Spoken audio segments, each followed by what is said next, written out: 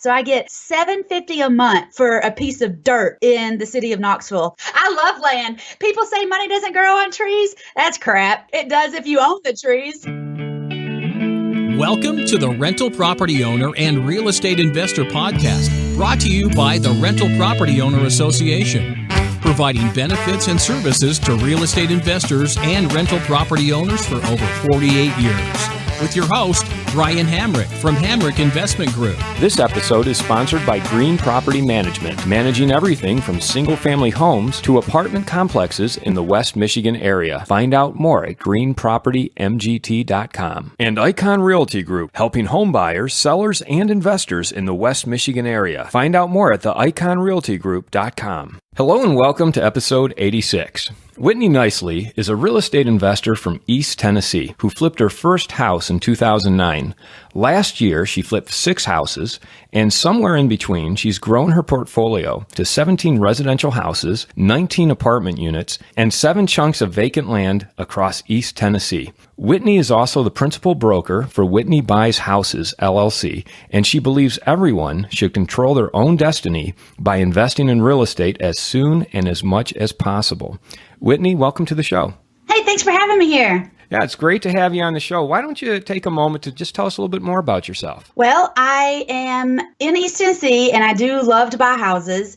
I've been doing that with cash and lease options for the last 3 years, but I really got into it. My mom has always been a real estate investor, and she flipped a house in '09 that she'd had since the 70s, and I helped her. And I fell in love with the process. I fell in love with the system of it. I fell in love with just, getting in there and getting dirty and watching something ugly come back to life. And we flipped a couple more houses until 2014. And then I started flipping them on my own, which was a huge learning curve when you don't have mama's checkbook anymore. And I did, I think I may be up to 10 now. But I've also, in 2014 started buying with lease options. So when I started doing that, it only took me about 2 years to get more properties than my mama had collected over the last, 40 years, which is really cool. Now, lease options is an interesting topic, and I don't think we've talked about it too much on this show. So what can you tell us about lease options? What is that all about? Well, it's a really fancy rental agreement that gives me the opportunity to be able to buy this house sometime in the future. And then what I do sandwich lease options. So I buy the house on a lease option and then I sell it back out on a lease option. And, if I get 5 years before I have to buy it, I only give my tenant buyers a year or two so that I have, 2 or 3 different opportunities to get more people through the house that are going to buy it before I have to. Wow. So can you take me through a lease option that you've done and tell us what the numbers look like on that? The very first one I did was really cool. I bought it actually on owner financing because the guy had it free and clear, and somehow we ended up in an owner financing conversation instead of a lease option. But I got it, and I had 10 years to pay it off. I had like a $500 a month payment, and I sold it back out on a lease option. The gentleman that moved into it had bad credit, and it wasn't even really that bad. It was like a 580, but he needed like a 620 to get a lower interest when he got a mortgage. So, he could have probably got a mortgage instead of doing the lease option with me, but he wanted to be able to get a better interest rate. So we did the lease option, and I gave him 2 years to improve his credit, and he paid me $850 a month. And he gave me $8,000 to move in. I didn't have to give my seller anything to start this. So I made $8,000 when this gentleman moved in. I made $350 a month. I bought the house for $107, and I sold it to this guy for $121. So I made $8,000 when he moved in. I made $350 a month. And I made the difference of $107 to $121 because this gentleman took 15 months and actually got a mortgage and bought the house. So somewhere in there, we had, some credit towards the purchase price and everything. I think I got that first $8,000. I got $350 times 15 months.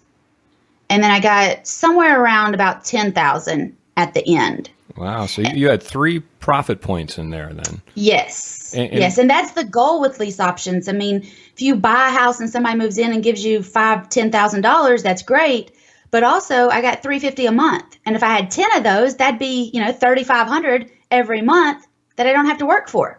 Wow. So in that case, you bought on land contract and you sold on lease option.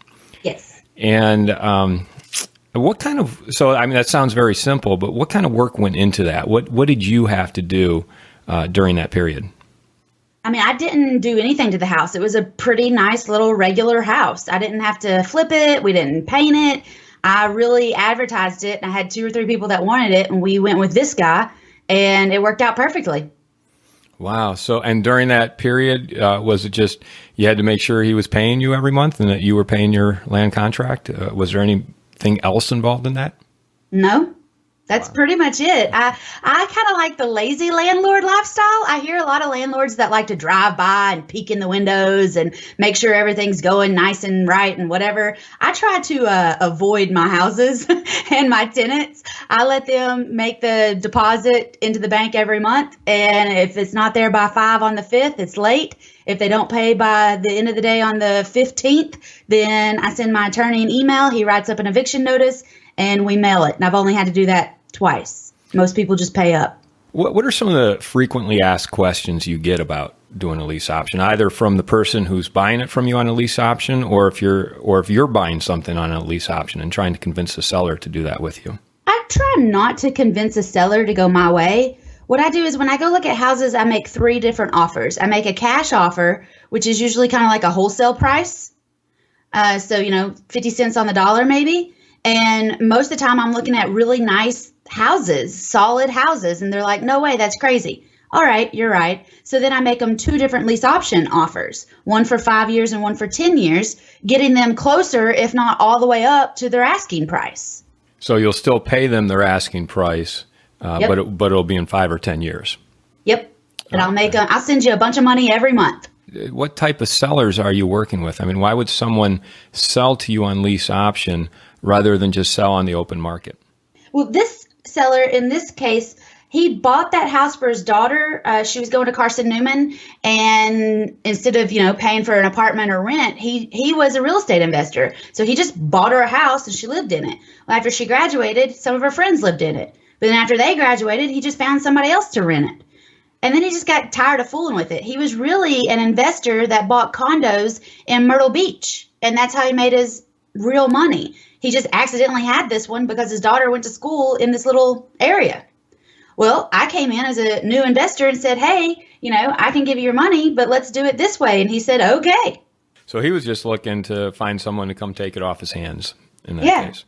Yeah. Very cool. And, it benefited him. Now, he could have done a 1031 exchange, and I'm sure he probably had something, on the line that he wanted to do with that. But he also knew that if he got all this money, he was going to pay a big capital gains chunk.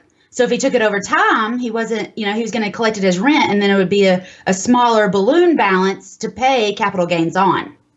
Yeah, that's always a good point. The tax consequences of selling all at once or selling over a period of time. Yeah. And, a lot of my sellers are like that. I get a lot of inherited houses. So, maybe there was 3 siblings and nobody really wants to move back to mama's house. Well, I'll buy it.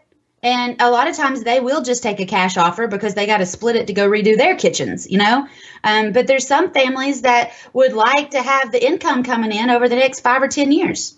So have you had anything go wrong doing a lease option? Have you lost money or had any horror stories? I had one house. Well, I still have one house. I don't know what's wrong with this house, but it took me forever to get somebody in it. Like it took me 4 months instead of 3 months. So that felt like forever to me. I had to make a payment. And then when I got somebody in there, they stopped paying me after they were there for 8 months. And they gave me $5,000 to move in. But it took me 2 months to get them out. So, and I used their $5,000 to make the payment while they were not paying me. So once we got them out, they were just dirty. People are always like, when I teach people how to do this, they're always worried about, well, what if the tenant tears up the house? Mm-hmm. Well, it's not really a regular renter. It's not somebody that paid, $500 and $500 a month.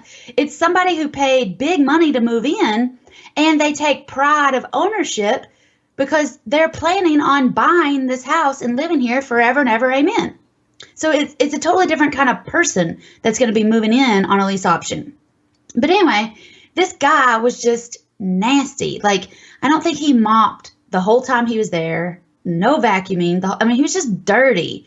So when he left, we ended up just gutting the kitchen and gutting one of the bathrooms and replacing them because it was just as easy to do that as it was going to be to clean everything. It was just gross, grease on everything.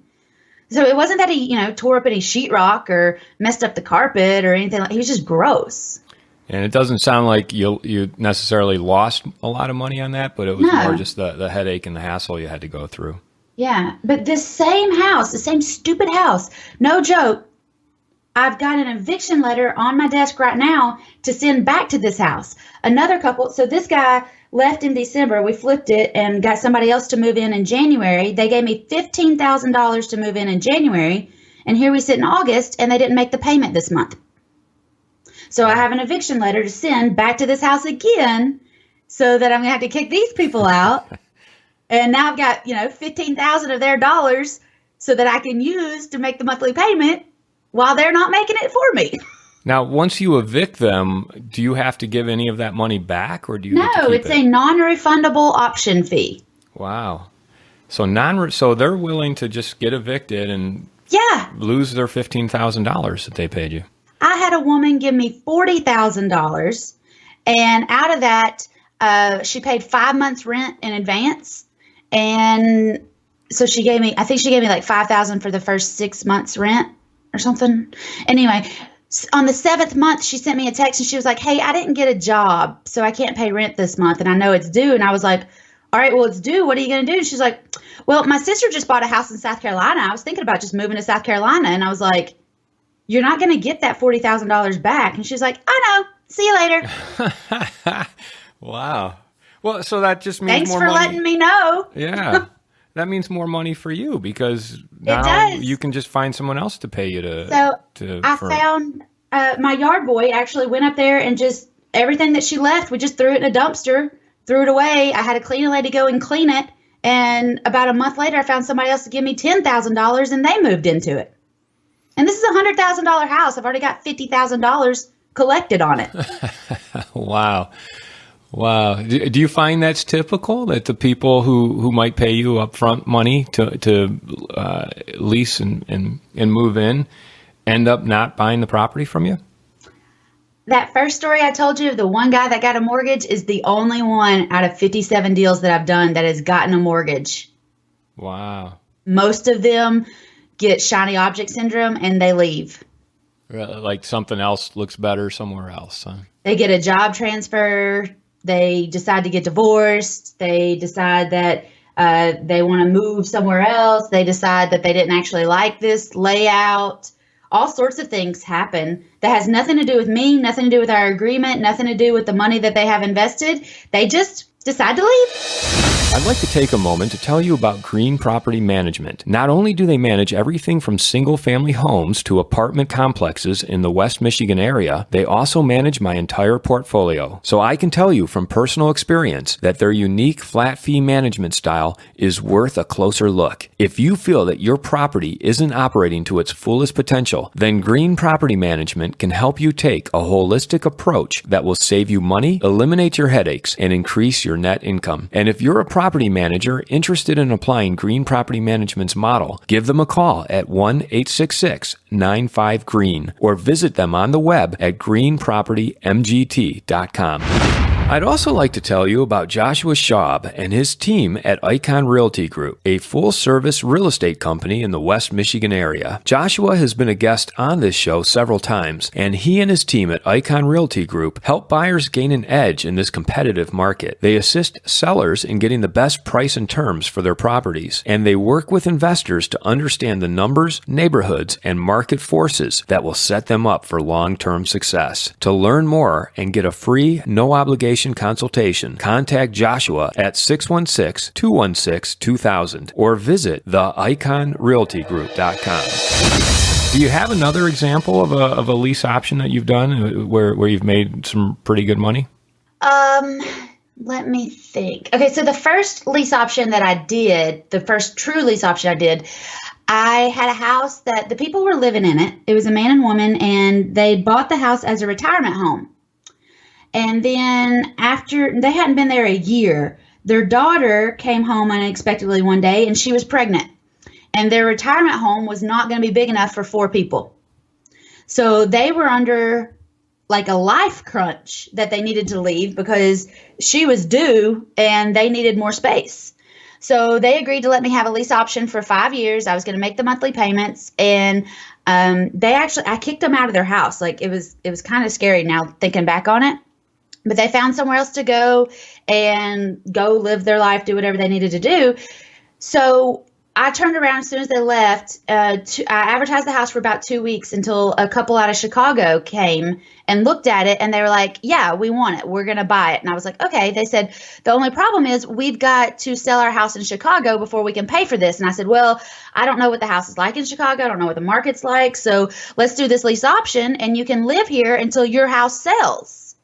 And they were like, okay, cool. So it was going to be $1,000 a month rent for them. My payment was like $750 or $800, so I was still making $250 a month. And this is my very first one. They gave me $3,000 so that I would let them have, first place. They could start moving in. We wrote up the contract and everything. They called me the next day and said, hey, we got a contract on our house in Chicago. It looks like we're going to sell it in 2 months or 6 weeks or something. I can't remember the timeline. And I was like, okay, but that could fall through. But, we'll keep the lease option. I'll make it for a year. That way, it'll probably definitely sell in a year. Well, lo and behold, that puppy sold the 1st of May, and they got a check from closing their house. They came down to Tennessee like 2 days later and closed out the other one. So I actually sold that house. I rented it to them for 2 months, April and May.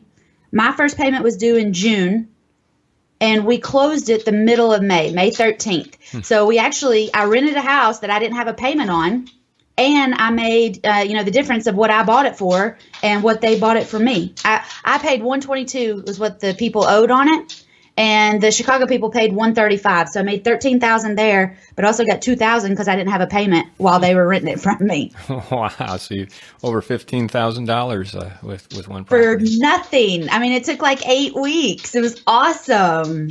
Yeah, wow. That's a great technique. Now, you're in East Tennessee. Are there laws or restrictions that people around the country need to be aware of when it comes to doing lease options? Yeah, in Texas, you can't do a sandwich lease option.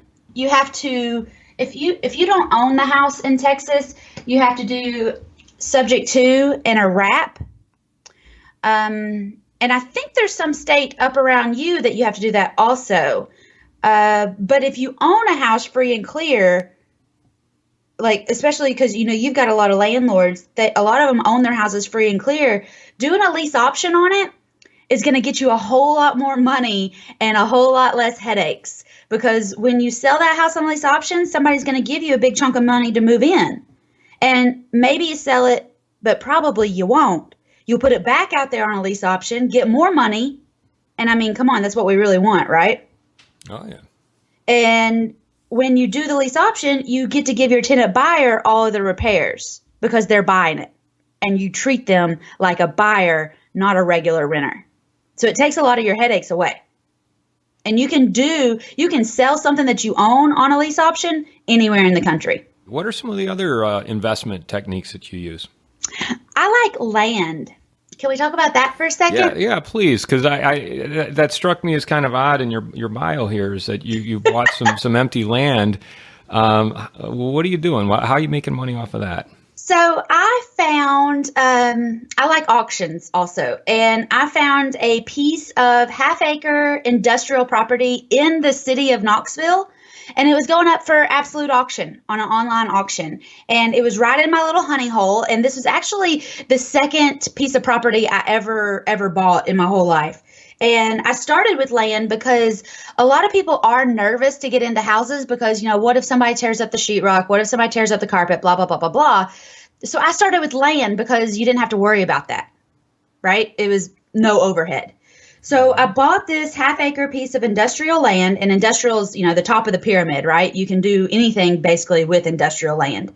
And I paid $1,500 for it. So not anything that I was going to starve over if it didn't end up being a good investment. But enough that I could get in and learn the process and start small and really gain some knowledge and some traction as we went along. So I bought it for $1,500, and I was just holding it, not really knowing what I was going to do with it.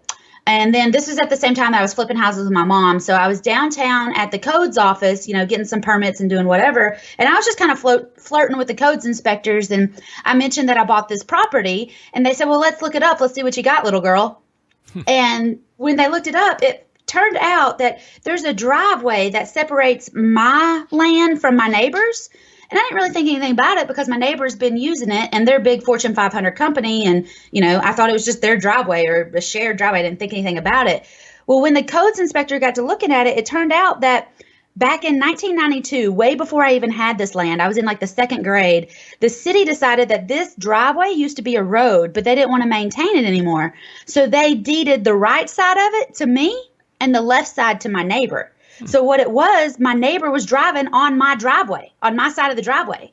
So armed with this knowledge and nothing else, I went and knocked on the door at my neighbor's main office. And I was like, hey, you're driving on my driveway. I want some rent. And they were like, no, little real estate girl, that's not possible. And I said, yeah, it is, buddy. Have the surveyor check it out and call me and let me know what you want to do. I mean, I'm pretty ballsy. So I just went in there and said it. So they were like, okay, sure, whatever.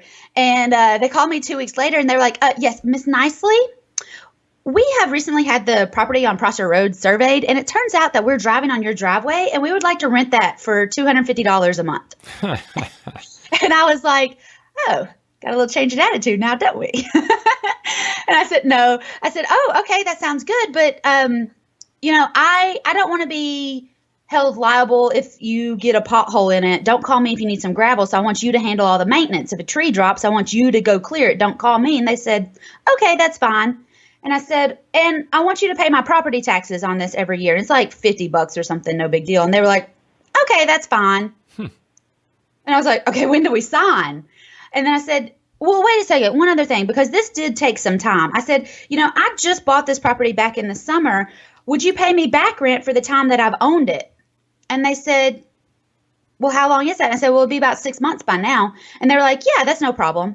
So by the time they cut me my first check on the rent for the driveway, it paid back my $1,500 in full. So in 6 months, I had all my money back, and I've had that since 2013. So for 4 years, I've been getting $250 a month, free and clear, on a chunk of land that I don't have anything invested in anymore.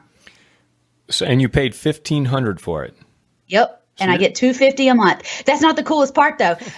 This February, like maybe 6 months ago now, I rented the main part of the land to a guy who has a dumpster. So when you flip a house, you need a dumpster. But when the dumpsters aren't on the job site, they have to sleep somewhere. Well, these sleep on my half-acre piece of industrial land, and he pays me $500 a month for that. So I get $750 a month for a piece of dirt in the city of Knoxville. So every other month, I get my full investment back. Wow, that is crazy. So your return on that is like 300 to 400% cash on cash a year. I mean, that's. And I basically negotiated triple net on my driveway, and I didn't even know what that was at the time. But they pay for maintenance and taxes and everything. There's no expense to you or headache or anything with this land. Nothing. Wow. Okay, so I love land. People say money doesn't grow on trees. That's crap. Well, yeah, it does if you own the trees. And you just picked that up at an auction, huh? Nobody wanted it, and you got it for $1,500. That is my crazy. Neighbor. They could have bought it, but it works better on their books to rent it than to own it. Now, you have 7 chunks of vacant land, it says here. They're not all success stories. Yeah, I mean, some of them have to be sitting there with no money coming in. I mean, you're not making that kind of money on 7 chunks. No, I'll tell you, Okay, let me tell you a bad story and then we'll finish with a good one. Sure. So I went to a tax sale I invest in 3 different counties.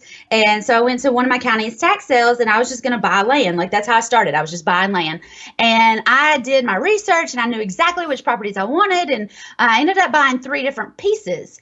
And one of them got 2 of them got reclaimed, and I ended up with the bad one.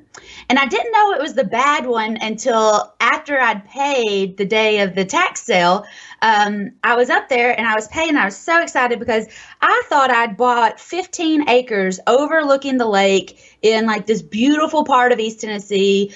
And when I did my research, I misplaced a 1 for a 7 or a 7 for a 1. And I ended up buying 3 acres under the lake, like no grass, no trees, no shoreline, no building site. This like the only piece of land I could have bought in the state of Tennessee that didn't have anything to build on. Like not only is it just landlocked, it's under the lake, like 12 months a year. Oh, wow. Okay. And it's some old timey something or another, somebody, when they divided up the land in the lake and flooded the place somehow or another, this is the one slice that didn't get a buildable lot. And I bought it for $500. It was mine. I thought I got 15 acres for $500. I thought I'd really hit a home run. Oh no, honey, you screwed up good. So does that just sit there doing nothing? Yeah, I keep saying that I'm going to get a really old, ugly houseboat and anchor it down and put a big old pink Whitney buys lake houses sign on it and use it for advertising, or at least just piss off my neighbors enough so that they'll buy it from me, give me my $500 back. But I haven't done that yet, and it's just a good story now. Wow. Yeah. I bet you pay a lot more attention to your numbers when you go bid. Yeah, I do. I absolutely do. Well, let me tell you. Okay, so the first piece of land, I was at another auction. I just love auctions, okay? And I was at actually a foreclosure auction, and what it was a local bank was trying to get rid of their book before the end of the year. So they were just selling everything, just whatever it was, they were just selling it. We had 90 lots that we were going through, and everybody was buying stuff for like $500 or $1,000, and I was like, wait a second, I should buy something.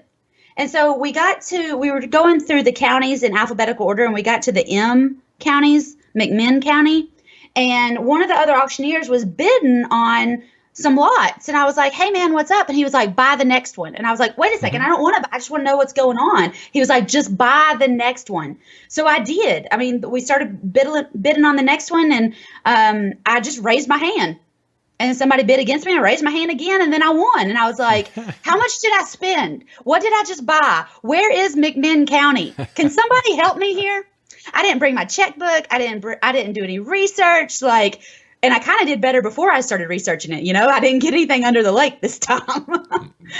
But I ended up buying 1.07 acres. It's in a failed subdivision, but it's got underground utilities. It's got paved roads, sidewalks, gas lamps. It's got this big, huge gate at the front. My lot is actually off the main road, and so I have a private entrance to my lot. And what's cool is my lot was number 12, and the first 20 lots came with a deeded boat slip. We have our own marina in this subdivision on the river, and I paid $1,200 for it. Wow. When we got to closing later that week, there was something on the paperwork that said $69,000, and I was like, hold on, wait a minute, what does that mean? The lady that had originally signed on to buy this lot had mortgaged it for $69,000. I found out that all my neighbors, the cheapest lot in there, had sold for $39,000 with cash. Wow. So even if I have to hold this thing until this subdivision gets up and going again, you know, even in 5 or 10 years, I can owner finance it for, you know, 10 or 20 or 30 or $60,000 and get somebody to build a house on it and definitely get a solid return on that investment too. That one's a long-term, buy it and forget about it until they start building in this subdivision, because lots of people paid some of them paid $100,000 for a lot in the subdivision with cash.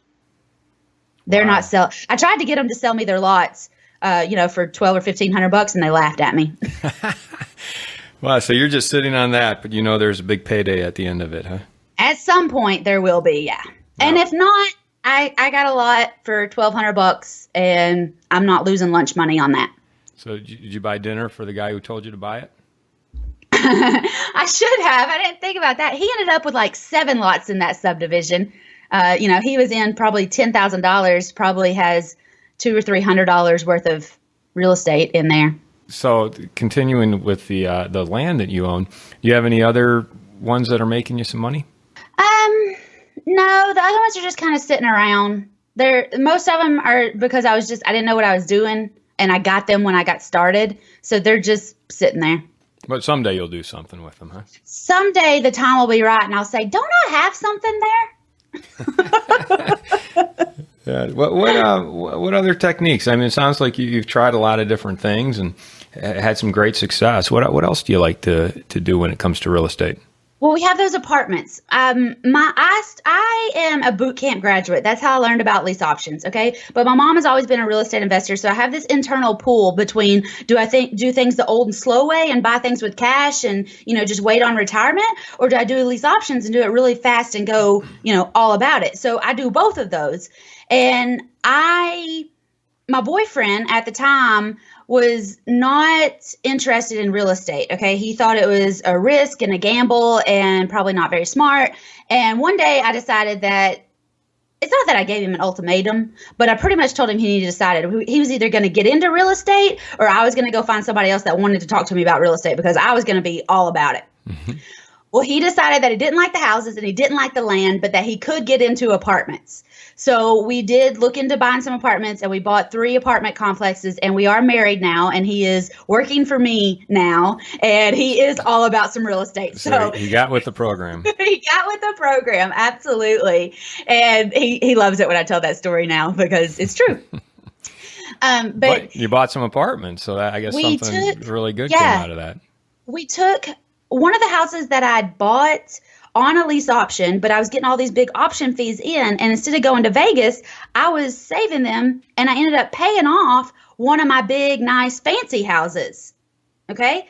So we took a HELOC, a home equity line of credit on that fancy house and pulled about $100,000 out of it and used that as our down payment on our apartment complexes. So technically, we used option fees to pay off a house and we pulled the equity out of that house to buy our apartment. So we're still really no money invested in these apartments. And we just use the monthly income to pay back the line of credit and the mortgages that we have on the apartments.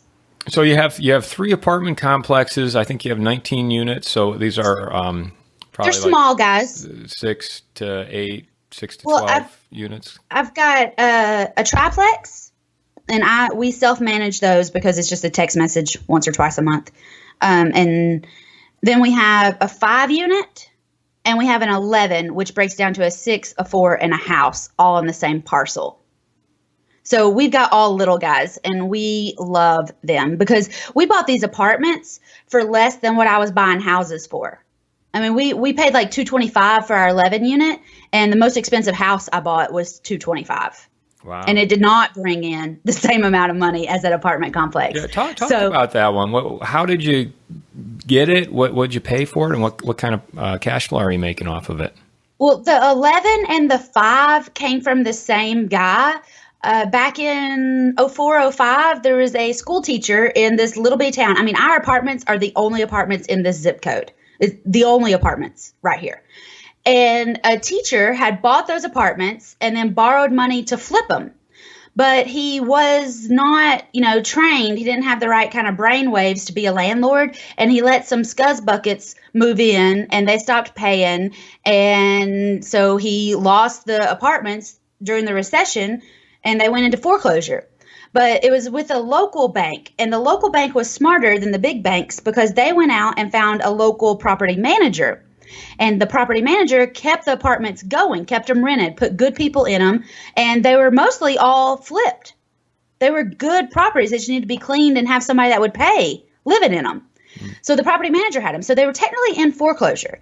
And I'd been talking to this property manager, and for about 6-8 months, he knew I was buying houses, and I wanted these apartments, but I didn't know the formulas. I didn't know the strategy. I didn't know the language for apartments. So when Jason and I decided that we were going to get into apartments, we signed up for apartment boot camp. And the weekend we were at apartment boot camp, this property manager sent me a text and said, hey, we're going to be dropping the price on those apartments on Monday. I really need you to submit an LOI. And I was like, I know what that is because I'm in apartment boot camp. And so we did. And we used these apartments because everybody in class was so, jealous. We had these deals right there on the table and we used them. And even the teacher was like, can I get in on this deal? Like, this is going to be a solid, whatever they drop it to, I want you to put an offer in and get this thing going. And we followed it all the way through, but we self-funded it. We do have a property manager, a different one now, managing them for us. But that has been one of the most fun adventures that I've ever done. And it's been a huge bonding experience for my husband and I now. Yeah, is that what made it so fun? Was the two of you working together? I think so, because, I don't know what normal people talk about because I came from a small business family. Like every conversation was about business somewhere or another. And so I needed something to talk to my husband about business, or I didn't know what to say to him. I don't know what regular people talk about except business. So, having these apartments has really been, kind of what we do. This is our hobby. We don't really party or go out and do anything. We fix and flip houses, or I do. We fix and flip apartments. We've flipped our triplex now.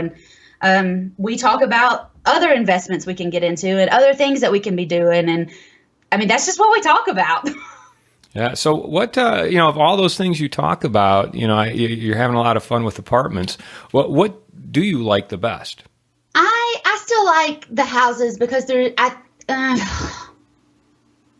houses are still what I love. And I love the houses because there's just so many opportunities out there to buy empty, abandoned, unwanted houses. And I can't buy them all. So since I can't buy them all, I've started teaching other people how they can buy them. And that way, I can get in on the negotiations and the strategy and really helping other people get, an extra $3,500 coming in every month, get a $10,000 option fee, get, 15 houses under their belts. And I've been really investing for like 3 years, so I still feel like I'm a beginner. I still feel like I'm a newbie, but I also know that people that started with me 3 years ago still haven't done a deal. And so I really want to help them see that the magic is out there and it's possible. And all you have to do is follow this step and that step and then keep on rolling with it. And, in 3 years, you could have a totally different life. Yeah. And so that I don't know if it's more exciting for me to go out and buy houses or for me to help my students go out and buy houses now. So I don't know. That's a tough one. Yeah. Well, so you're doing some teaching and some coaching. Do you have any student success stories you want to share? Oh my gosh, yes. I have a lady in East Tennessee, actually. I've never met her, but she's been with me for about a year and she's done 3 or 4 deals. But in her first deal, she got actually a vacation rental house in Gatlinburg, Tennessee, and it brings in about $10,000 every single month. And she has a payment and some expenses, but she clears like almost $8,000 every month on her very first deal. Every single month, $8,000. Wow. And just this last week, she did another vacation rental, and she gets these on lease options. They're already in the vacation rental pool, and she's got another one, and it brings in about $8,000 a month. So all in all done, she's going to get like close to $6,000 on it. But between 2 deals, she's bringing in an extra $15,000 a month, and she's got 10 and 15 years to pay these things off. That's fantastic. That's quit your job money and she did. She had a small business in Gatlinburg, and she sold her small business so that she can do this all the time. And I was like, well, I don't make that much on my first 2 deals, so atta girl. But I don't have any vacation rentals either. I have another student in Costa Rica, and she bought a house in Costa Rica, and she's actually living in it. And so, she's not making a whole lot of money, but it was a much better deal for her than to go out and try to, do something the traditional route. Well, I know a part of your focus and emphasis on your teaching is helping other women investors. What extra or special advice do you have for women investors? I don't know if this was just the way I grew up or if this is true, but I definitely grew up in a very strong female presence. Like I'm always trying to get out of my mom's shadow, kind of, because she's just this really successful small business owner, real estate investor. Like she's got it together, and I love having her to look up to. But my mom didn't grow up like that. My mom's dad was always kind of like, oh crap, I got a daughter. So I didn't grow up like that. I grew up being like, yay, I have a daughter, and I grew up saying, if I want to do something, my mom was like, yeah, you could totally do that. Yeah, absolutely. Like I never got that, oh, I don't know, that's kind of risky. You might really want to think about that. Don't you want to do this and that and the other instead? No. My mom was like, yeah, totally. You got it. Just go do it. And I think a lot of women had the other thing that, no, you need to stay safe. You need to, do the regular thing. And I just want to be out there and be a woman that other women can see and say, you know what? She did it. I can do it too. Is there anything that I haven't asked you, or anything that you want to mention before you give out your contact info? Just keep going. Whatever it is, if it's a good deal or a bad deal, if you think it's going sideways on you, sometimes a nap, sometimes not forcing the issue, sometimes just taking a breather, the problem will fix itself. Keep going. Don't quit. But if you do want to quit, call me. I'll buy it. Great advice. Whitney, if people want to get a hold of you, what's the best way to do that? I have a free Facebook group, and I have tons and tons of content in there. We do challenges to get you more leads. I talk a lot about lease options. And if you go to whitneynicely.com/group, it'll reroute you over to the Facebook group. Ask 3 questions, and then we'll let you in. All right. Fantastic. Well, Whitney, it's been great learning about your experiences with lease options and buying land and the other techniques you use. Thank you so much for being on the show. Thanks for having me, Brian. This was fun. This episode was sponsored by Green Property Management, managing everything from single-family homes to apartment complexes in the West Michigan area. Find out more at greenpropertymgt.com. And Icon Realty Group, helping home buyers, sellers, and investors in the West Michigan area. Find out more at theiconrealtygroup.com. You've been listening to the Rental Property Owner and Real Estate Investor Podcast, brought to you by the Rental Property Owner Association. You can find out more at rpoaonline.org. If you enjoyed this podcast, please go to iTunes to subscribe, rate, and review.